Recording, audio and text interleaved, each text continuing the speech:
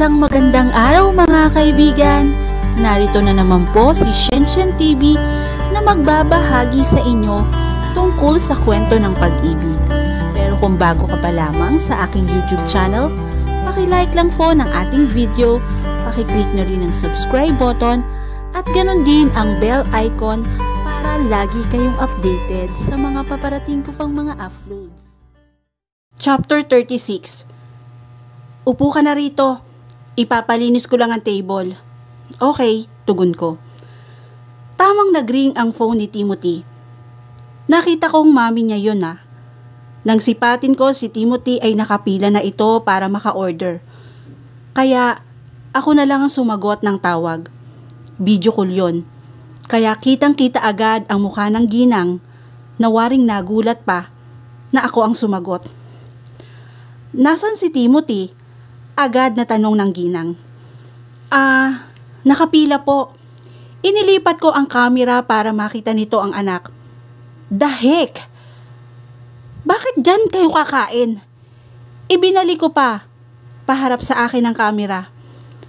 Masarap naman po rito eh. Iha! Paano ko na lang kung marumi ang mga pagkain diyan? Makakain mo yung germs. Yung bakterya. OMG! Why so reckless? Medyo OA naman ang reaksyon nito. Pero hindi ko alam kung bakit napahagik-gik ako. Ang cute niya po. Aliw na ani ko. Kaya tuloy agad akong natakpan ang bibig ko. Bakit ang tabil ng bibig? Hindi ko na tuloy mabawi. Dahil pinailing nito ang mukha na waring nagpapakyut. Ang sweet mo naman, iha. Ako na ba ang pinaglilihan mo? Magsesend ako ng picture ko para hindi mo agad ako mamis. Paano ko ba babawiin pa kung ganito na ang isip at plano ng matanda? Okay po, tagilid ang ngiti na ani ko. Pero mabalik ako. Bakit dyan kayo kakain? Hindi yan safe. Pwede namang magpadala ako ng food or pasunurin ko ang chef. Hindi na po. Ayos lang po kami ni Tim. Namasyal lang po kami tapos dito po namin napagdesisyonan na kumain. Pero hindi pa rin safe. Parang gusto na nitong mapadyak pero wala naman siyang magawa. Umuwi na nga lang kayo. Dapat mga healthy food ang kainin ninyo. Para healthy rin ang apo ko. Gusto ko nga po ng kwek-kwek kaso wala naman po. Mas lalo tuloy na stress ang ginang. Nang dumating si Tim ay bitbit na niya ang mga pagkaing order. Nakasunod ang may dala ng isang tray. Nang mailapag nito ang dala, iniabot ko rito ang phone niya upang siya na lang ang sermonan ng kanyang ina. Hindi naman ako nagkamali dahil sinermonan nga ito ng ginang. Napapangiwi si Tim sa talak ng kanyang ina. Ewan ko ba? Parang musika rin sa pandinig ko na may isang ina na tumatalak sa'yo dahil concern siya sa'yo. Yun kasi ang hindi ko kinalakihan. Ang talak ng isang nanay na concern sa akin. Aliw na pinagmasdan ko si Tim na magsimula na siyang magpaliwanag. Sa huli, puro opo na lang ang sagot nito sa inang galit na sa anak. Clau, kita naman tayo. Iyon ang text ni Jan sa akin habang busy akong magpamasahe ng binti sa asawa ko. Medyo nangalay kasi sa paglalakad kanina sa palengke. May binili kaming damit na pambahay at yon ang natitipuhan kong isuot kapag malaki na ang tiyan ko. Mabilis akong tumipa. Sira, nasa honeymoon kami ng asawa ko. Nilagyan ko pa yon ng laughing at emoji. Loko rin itong best friend ko oh. Alam niyang honeymoon namin ni Tim. Tapos gustong makipagkita. Nandito kasi ako sa metro eh.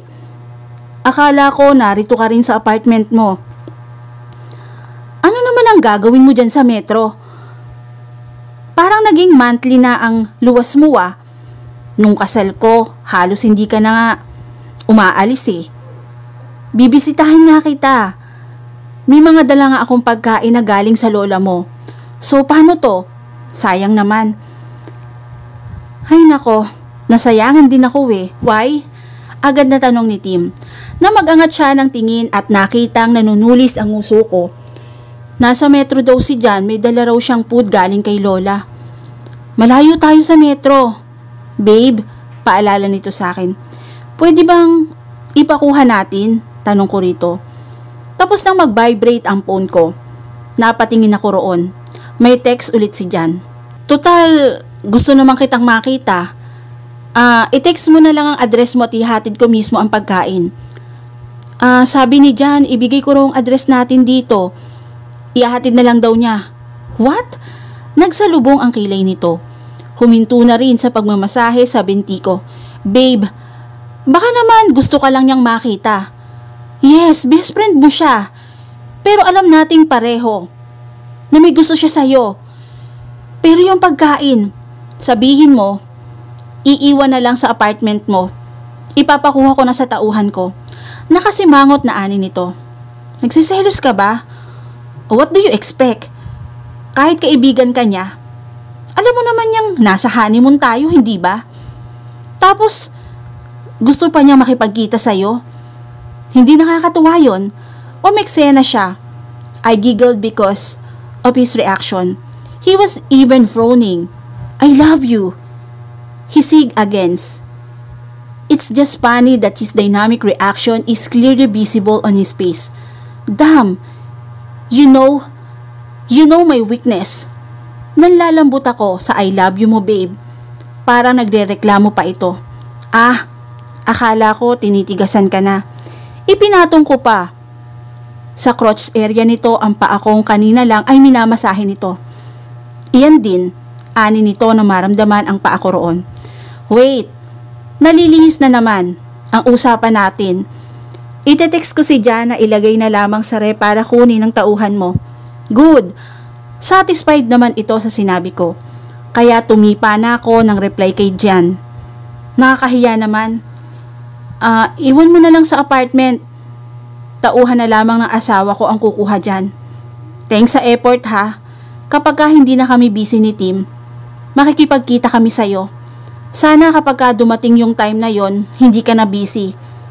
Ingat sa pag-uwi sa San Agusta ha. Ikamusta mo ako kay Lola at sa mga tiyahin ko. Ilang minuto na wala na itong reply. Nang akala ko'y wala na talaga, akmang ilalapag ko na ang cellphone ko dahil naglalambing na naman ang haplos ng lalaki sa binti ko. Nang mag-vibrate ang phone ko, may reply na si Jan. Nakakatampo ka. Nag-asawa ka lang. Wala ka ng time sa best friend mo. May side face pa ang loko. Pero sa nabasa ko, medyo tagilid ang nadama ko. Hindi naman ito dapat magtampo. Siyempre, ang priority ko ay ang asawa ko. Hindi ako nito binigyan ng reason para mag-doubt sa pag-ibig niya sa akin. Ganon din dapat ako. Siyempre, priority ko ng asawa ko dyan. Huwag ka na magtampo. Saka, huwag mo masyadong ibinubuhos ang oras mo sa akin. Makipag-date ka. Mag-asawa ka na rin. Tumatanda ka na. Shh! Iyong gusto kong asawahin ay may asawa na. Nakairap ang emoji nito. Nagpapahangin ang loko. Pero binura ko na lamang ang huling message nito. Saka itinigil na ang pagre-reply.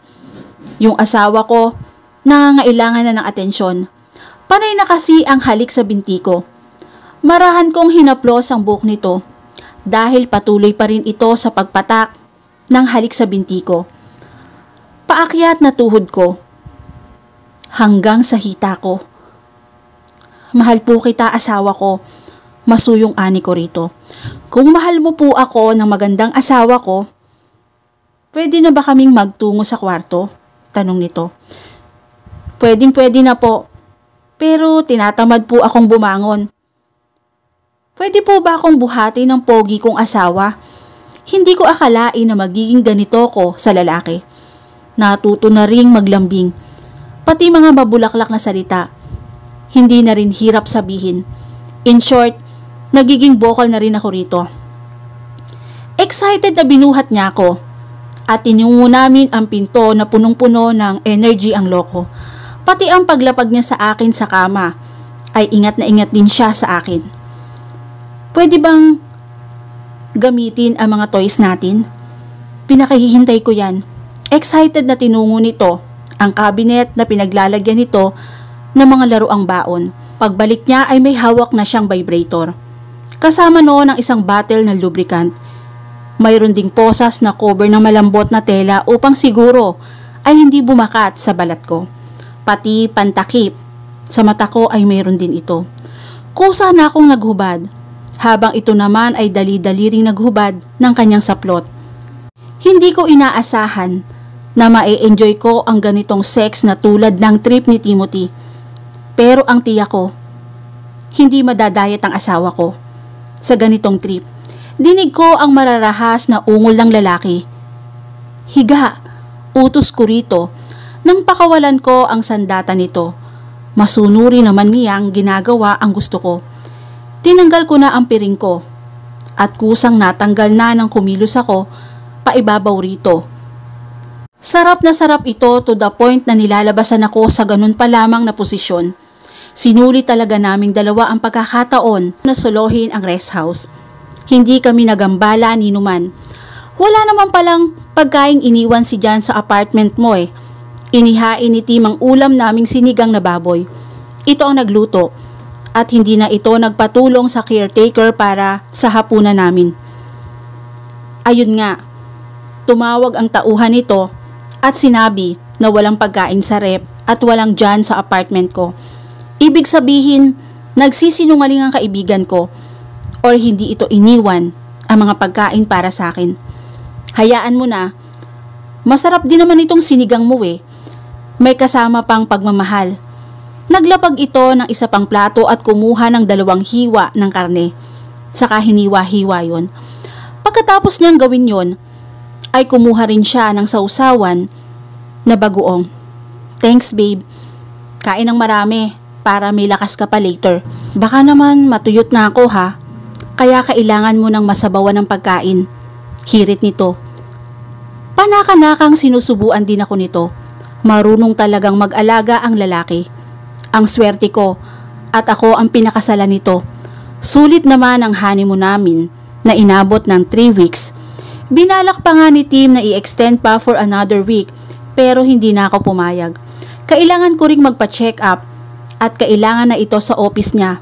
Nagrereklamo na rin ang mami nito dahil kulang raw ang time ng asawa niya sa kanya dahil busy masyado sa trabaho.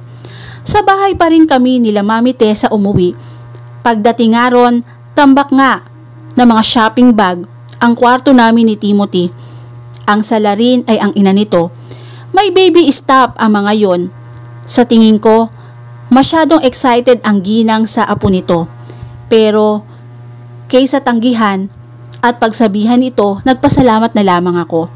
At least, hindi pa man nailalabas sa mundo ang anak naming mag-asawa, dama na namin ang suporta at pagmamahal ng pamilya ni Tim sa kanya.